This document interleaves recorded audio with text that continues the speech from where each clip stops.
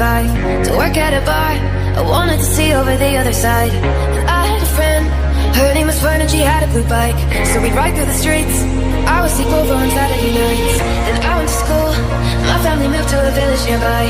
At 13 years old, I started drawing back under my eyes.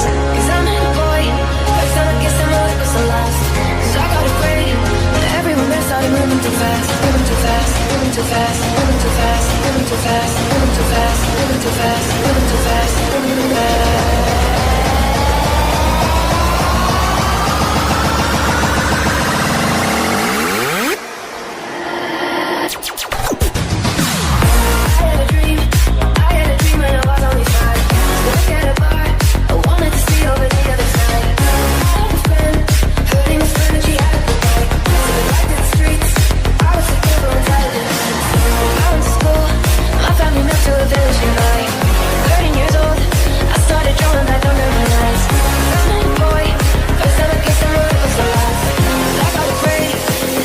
Started moving too fast.